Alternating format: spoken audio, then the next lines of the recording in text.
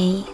In front of me is Samsung Galaxy A34 and today I would like to show you how you can use App Cloner on this device. First of all, go into Settings and scroll down to access Advanced Features. Now you need to scroll all the way down and click on Dual Messenger.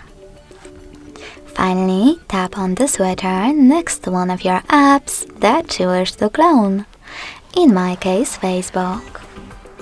Over here, select Install in the pop-up. Click on Confirm in Disclaimer. And in order to use separate contact list, tap on this switcher at the top.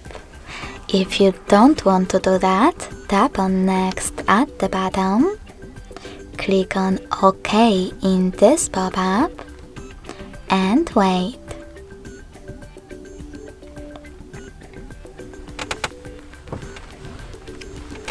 So now when I go back, as you can see, my Facebook app was successfully cloned.